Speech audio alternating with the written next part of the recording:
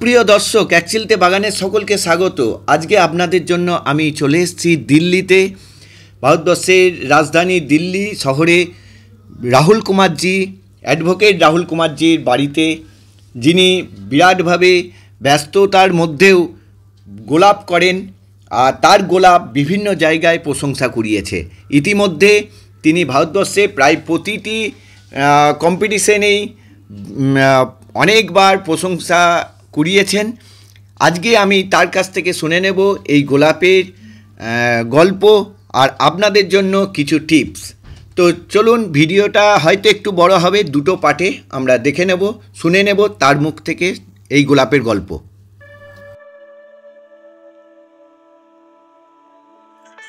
नमस्कार, आप सबको मेरा नमस्कार। मेरा नाम राहुल कुमार हुआ। पेशे से मैं वकील हूँ और गार्डनिंग करना मेरा हॉबी है। और पिछले 7-8 सालों से मैं रोज़ ग्रोइंग में ज़्यादा अपने आप को इन्वॉल्व कर लिया हूँ मैं। और मेरे को आप लोग देखते भी होंगे कई जगह पे, लाइक दूरदर्शन वगैरह पे आपने वीडियो मेरे देखे होंगे। मेरा यूट्यूब चैनल भी है हालांकि। और दादा आए हैं, स्पेशली उन्होंने मेरे से आग्रह किया, रिक्वेस्ट किया कि दादा आपको एक बार शूट करना है मेरे को। और all the way from Calcutta, ये बंगाल से यहाँ पे आए हैं और मैं इनका शुक्रगुजार हूँ कि इतने दूर मेरे पास आए और मेरे गार्डन को देखने के लिए आए। और हालांकि मैंने इनको मना किया था कि अभी हमारे गार्डन में फूल नहीं हैं, अभी सारे मेरे प्लांट जो हैं वो डॉर्मेंसी में हैं। ये फोर्सफुल डॉर्मेंसी में अपने प्लांट्स को लेकर गया हुआ हूँ मैं। और अभी इसमें कुछ भी मैं फीडिंग वगैरह कुछ भी नहीं दे रहा। इसमें पानी भी उतना ही देता हूँ जितना की ज़रूरत होती है पानी देने की, जितने से कि ये ज़िंदा रह सकें।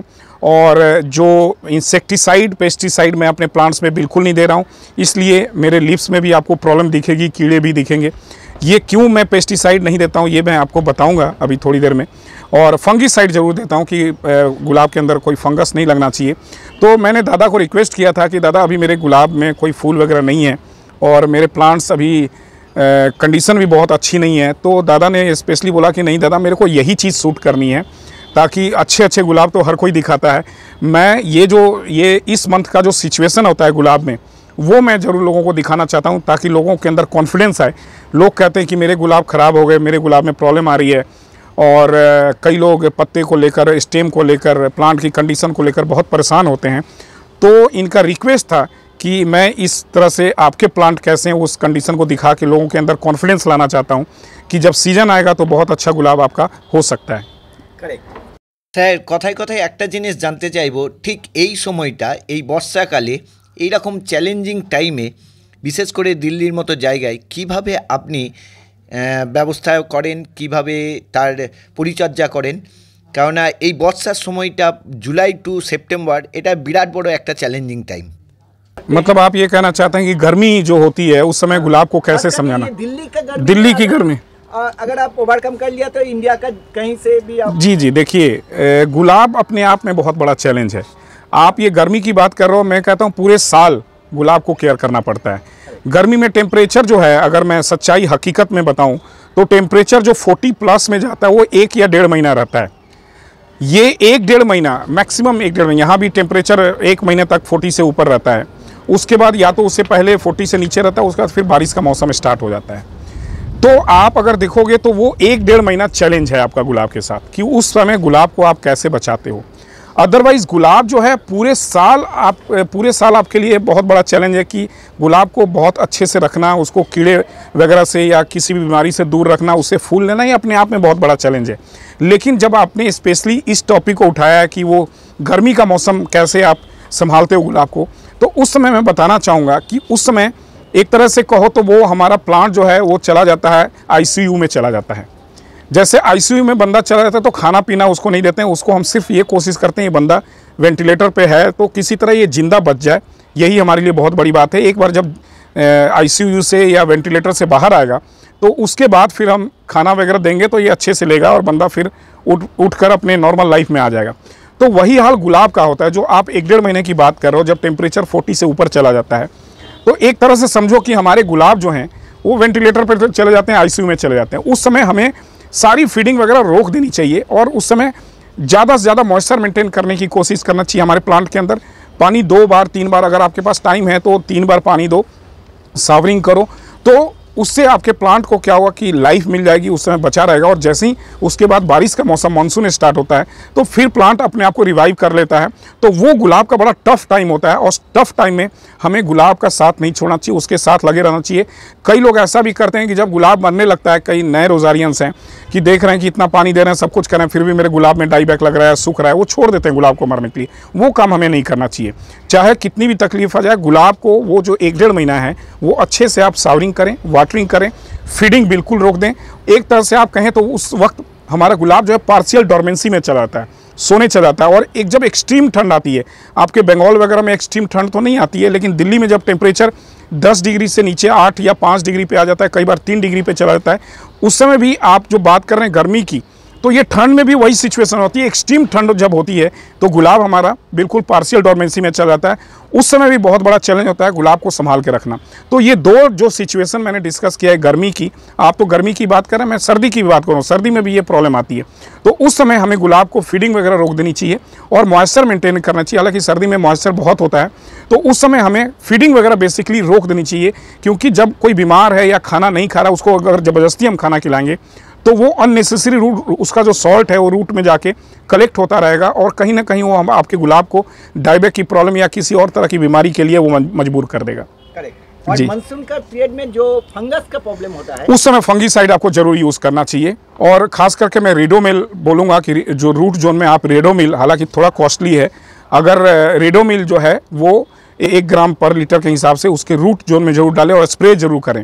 और फंगस में एक चीज़ और मैं बताऊंगा, जो ये तो फंगीसाइड लगता ही है, जब कई जगह स्केल की प्रॉब्लम आती है, जो मॉनसून है, जब जहाँ मॉइस्चर होता है और मॉइस्चर के साथ थोड़ी ह्यूमिडिटी बनती है, तो उस समय स्केल बहुत अटैक करता है हमारे गुलाब के ऊपर।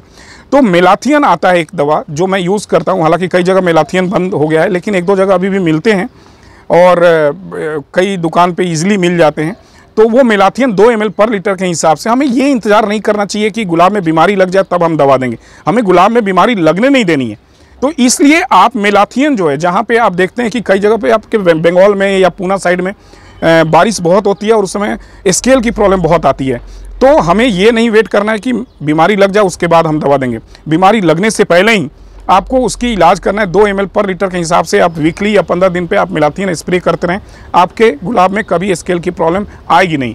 और फंगीसाइड जरूर आप डालते रहें, और फंगीसाइड के साथ मेलाथियन भी, अगर 2 ml मेलाथियन लेते हैं तो 1 ग्राम उसमें फंगीसाइड मिला के आप स्प्रे कर सकते हैं, लेकिन रूट जोन में सिर्फ और सिर्फ फंगीसाइड जाएगा, उसमें और कुछ हमें मिलाने की ज़रूरत नहीं होती है। जी करेक्ट, ये तो हो गया। और जैविक पद्धति से अगर कोई करना चाहे तो जैविक पद्धति से भी गुलाब किया जा सकता है, लेकिन थोड़ा जो जैविक पद्धति है, आप ऑर्गेनिक फीडिंग की बात कर रहे हैं, और जो ऑर्गेनिक पेस्टिसाइड्स का भी बात कर रहा हूँ। जी जी, कई तो आज ये भी सुनाई देता है कि जो वर्मी वाश है वो स्केल के लिए बहुत अच्छा काम कर रहा है। तो ये सब चीज़ आप कभी ट्राई किया, और ये कभी हो सकता है कि ये काम अच्छा कर रहा है? मैं दादा एक बात आपको बताना चाहूँगा कि गुलाब या गार्डन से रिलेटेड बहुत सारी चीज़ें कमर्शियलाइज हो गई हैं, व्यावसायिक हो गई हैं। लोगों को लगता है कि ये चीज़ प्रॉब्लम है तो इसके लिए कुछ भी बना के, जब इंसान के लिए तरह तरह की चीज़ें बन रही हैं, जो चीज़ बिकता है और उस पर लोग कमाने की कोशिश करते हैं, तो आज की डेट में जैविक नाम से, ऑर्गेनिक के नाम पे बहुत सारी चीज़ें बिक रही हैं और बहुत सारी चीज़ों को, उसमें सच्चाई, ऑथेंटिसिटी कितनी है हमें नहीं पता होता है। हमें कोई बोल देता है ये जैविक है और हम उसको लेकर यूज़ करना चाहते हैं, उसमें क्या मिला है क्या नहीं मिला उसकी कोई हमें कुछ पता नहीं होता है। हम इसको लेते हैं और जैसे ही कोई बोलता है हम परचेस करके खरीद के और उसको हम यूज़ करना शुरू कर देते हैं। लेकिन एक चीज़ मैं बताऊंगा, मैं हमेशा उन बातों को अपने गार्डन में जो मैं यूज़ करता हूं, जिससे मेरे को बेनिफिट मिलता है, वो मैं आप लोगों को बताने की कोशिश करता हूं, सबको समझाने की कोशिश करता हूं। मैं ट्राई करता हूँ, अभी एक नवल क्रांति है, उसके लिए मेरे को बोला गया कि आप ये थ्रिप्स और माइट्स पे, एक एग्जांपल दे रहा हूँ मैं, वो काम करता है, वो ऑर्गेनिक है। मैंने ये किया कि पहले मैं ट्राई करूँगा, उसके बाद अगर मेरे को उसका बेनिफिट मिलता है तो डेफिनेटली मैं सबको बताऊँगा। और वो मैं पिछले 6 महीने से मैं कोशिश कर रहा हूँ। और अभी जब प्रूनिंग करूँगा तो प्रूनिंग कर समय थ्रिप्स और माइट्स अटैक करते हैं, थ्रिप्स खास करके। अब उस समय मैं देखूँगा कि ये काम करता है नहीं करता है, करता है तो डेफिनेटली मैं बताऊँगा। लेकिन मैं ये कहूँगा कि आप लोग मार्केट को बहुत ज़्यादा चीज़ों से लेकर अपने गुलाब के ऊपर ट्राई मत करो। जो 2-4 लोग हैं जो चीज़ों को ट्राई कर चुके हैं उनकी बातों को मानो। जहाँ तक जैविक की बात है, मार्केट में जैविक है या नहीं है हमें नहीं पता। हम मार्केट में जाते हैं, ऑर्गेनिक आलू मिल रहा है, ऑर्गेनिक गोभी मिल रहा है, ऑर्गेनिक सब्जियां मिल रही हैं। वो ऑर्गेनिक तो कह रहे हैं, लेकिन वो उसकी ऑथेंटिसिटी क्या है मेरे को कुछ नहीं समझ में आता है। तो जैविक के पीछे बहुत ज़्यादा भागने की ज़रूरत नहीं है। जैविक के नाम पे आपको, अगर आप पेस्टिसाइड वगैरह में आप यूज़ करना चाहते हैं तो नीम ऑयल कहा जाता है, लेकिन नीम ऑयल है उसमें, तो ऑयल पत्तों के ऊपर कहीं ना कहीं जाकर गलत इफेक्ट करता है। तो नीम ऑयल भी आप यूज़ कर सकते हैं, लेकिन उसके साथ साबुन का पानी उसमें डाल के, डिटॉल वगैरह डाल के, और बहुत कम मात्रा में उसको यूज़ करें। और एक चीज़ और मैं बताना चाहूँगा कि जो भी चीज़ें जैविक हैं, ऑर्गेनिक हैं, वो धीरे काम करती हैं, आराम से काम करती हैं। जैसे आपके अंदर अगर गुलाब में बीमारी लग गई है, तो आप अगर जैविक यूज़ करेंगे तो उसका इमीडिएट रिजल्ट आपको नहीं मिलेगा। तो ये अगर आप इतना झेलने के लिए तैयार हैं कि मेरी गुलाब में बीमारी है, जैसे होम्योपैथिक दवा है, एक एलोपैथी दवा है। एलोपैथी दवा है SOS कहते हैं, यानी कि आपको बुखार लगा, आप खाओगे और आप 2 घंटे में 1 घंटे में बुखार खत्म। लेकिन होम्योपैथी अगर दवा लेने जाओगे तो बुखार को उतारने में 1 हफ्ता लग जाएगा उसको। तो अगर आप रेडी हो कि मेरे गुलाब में 1 हफ्ता या 15 दिन या 20 दिन तक मेरे गुलाब बीमारी झेलते रहें, तो आप डेफिनेटली जैविक के पीछे जाओ। लेकिन वो भी जैविक है या नहीं है, इस पर बहुत बड़ा सवाल है। तो आप ऐसा ना हो कि एक गलत चीज़ के पीछे अपने गुलाब को मार रहे हो, तो मैं उसको सपोर्ट नहीं करूँगा। मैं, अगर हम गुलाब उगा रहे हैं अपने हॉबी के लिए, अपने गार्डनिंग एक हमारा हॉबी है, एक शौक़ है, उसके लिए हम गुलाब उगा रहे हैं, तो उसमें इतना बीमारी लगने की हमें नहीं लगने देनी चाहिए। मैं तो यही कहूँगा आपको। এবার আসবো মিডিয়া গোলাপের জন্য কোনটা সবথেকে ভালো? আগে তো সবাই আমরা মাটিতে গোলাপ করতাম, তারপরে এলো সিন্ডার, এখন তো বালির যে নুড়ি পাথর যেটা বালি চালার পর বেরোয় সেটাতে অনেকে করছে সেই নুড়ি পাথরে। তো এর মধ্যে থেকে আপনার কি মনে হয় সবথেকে ভালো মিডিয়া কোনটা, যেটাতে গোলাপ সবথেকে ভালো হতে পারে, বা গোলাপের জন্য বেস্ট মিডিয়া যেটা নতুন বাগানীদের ক্ষেত্রে খুব হেল্প করবে? আপনার সেই মতামতটা একটু শুনবো। देखिए, जहाँ तक मीडिया की बात है, मीडिया जो होता है गुलाब का घर है, वो हमारे प्लांट का घर है। उसी में उसको रहना है, उसी में उसको अपना रूट डेवलप करना है, उसी में उसको अपना खाना बनाना है, सारा कुछ उसी के अंदर उसको करना होता है। तो मीडिया बहुत इंपॉर्टेंट है। और ये जो सिंडर मीडिया है, ये बंगाल से ही मेरे को मिला है। और बाद में हालांकि मैं यहाँ पे रेडी करवाया, एक 6 महीना वहाँ से आने के बाद, वहाँ से आपके यहाँ से एक सैंपल लेके आया था मैं बंगाल से। और यहाँ पे पहले क्या मिट्टी में किया? मिट्टी में कर रहा था, कोकोपीट में कर रहा था। तो यहाँ पे मैं ढूंढने के बाद 6 महीने बाद मिला। और मैं एक ऑल ओवर इंडिया में सब जानते हैं, राजेंद्र हैं एक, तो वो मैं उनके पास जाके रिक्वेस्ट किया और 2-3 दिन उनके पास बैठ के 2 से 8 mm का जाली लगा के और उसको सिंडर रेडी करवाया मैं। इससे पहले मैं मिट्टी में गुलाब कर रहा था, और मिट्टी में गुलाब रिजल्ट उतना अच्छा नहीं आ रहा था। उसका रीज़न ये होता है कि मिट्टी चैलेंजेस ज़्यादा है, क्योंकि पॉल्यूशन बहुत ज़्यादा है। आप गांव की मिट्टी अभी भी अच्छी है, लेकिन शहर में पॉल्यूटेड मिट्टी हमें मिलती है, जिसमें गुलाब बड़ा सेंसिटिव पौधा है, उसको एक सफाई चाहिए, प्योरिटी ज़्यादा चाहिए। और कहा जाता है गुलाब जो है रोजेसिया फैमिली से बिलोंग करता है। रोजेसिया फैमिली जो है प्लांट किंगडम में, इसको राजशाही फैमिली माना जाता है। तो हमारा गुलाब जो है राजशाही फैमिली से बिलोंग करता है। इसको सफाई बहुत पसंद है। तो आप इसीलिए इसको हम बहुत जगह गंदगी में या आसपास पेड़ पौधे ये अपने पसंद नहीं करता। तो जो मीडिया है, मैं मिट्टी में कर रहा था, लेकिन मिट्टी में वो रिजल्ट मेरे को नहीं आ रहा था जो मेरे को चाहिए। उसके बाद कोकोपीट में किया, कोकोपीट में बहुत अच्छा मेरे गुलाब चले। लेकिन जब मेरे को सिंडर मिल गया और जब देखा कि कलकत्ता में, वेस्ट बंगाल में सिंडर के अंदर 100-150 फूल एक प्लांट के ऊपर आ रहे हैं, तो वो कहीं ना कहीं मेरे अंदर एक लालच आया और मैं सिंडर में गुलाब उगाने की कोशिश की। और मेरे को लगता है सिंडर बहुत बढ़िया मीडिया है।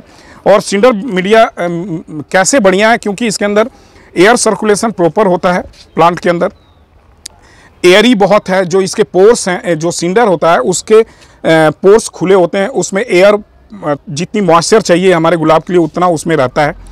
और सिंडर मीडिया मैं समझता हूँ कि सबसे अच्छा मीडिया है। इसमें रूट का जो डेवलपमेंट है बहुत अच्छा होता है, ग्रोथ अच्छा होता है। बहुत सॉल्ट जो हम फीडिंग आजकल केमिकल फीडिंग वगैरह जो देते हैं, उसका सॉल्ट इसके अंदर बहुत इकट्ठा नहीं होता है। पानी डालते हैं तो वो फ्लश आउट हो जाता है। कई बेनिफिट हैं, हल्का भी है, तो कई बेनिफिट हैं सिंडर मीडिया का। रूट डेवलपमेंट में बहुत अच्छा है। और मैं तो हर पौधा, मेरे पास पीस लिली, जरबेरा, एडेनियम, ये सारे सिंडर में, मेरे कैक्टस जो आपके हमारे ऑर्किड है मेरे पास, वो सारे सिंडर में मैं लगा रखा हूँ। और मेरे को लगता है कि सिंडर मीडिया एयरी है, बहुत ज़्यादा उसके अंदर रूट डेवलपमेंट, ऑक्सीजन वगैरह बहुत अच्छे से मिलने की वजह से उसके अंदर ग्रोथ बहुत अच्छा होता है रूट का। तो मैं तो बेहतर मानता हूँ इसी को कि सिंडर बहुत अच्छा मीडिया है। अगर इसके बाद अगर मैं बोलूँ तो कोकोपीट है, कोकोपीट भी इक्वली वेरी गुड।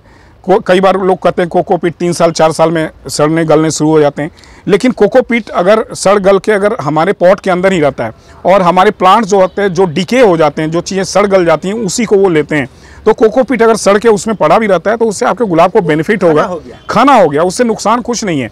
लेकिन कोकोपीट में मॉइस्चर मेंटेन करना आपके लिए बहुत बड़ा चैलेंज है। अगर आप मॉइस्चर मेंटेन करने सीख गए कोकोपीट के अंदर तो that is equally as good as cinder मैं कहूँगा। স্যার অসংখ্য ধন্যবাদ এত মূল্যবান সময় দেওয়ার জন্য।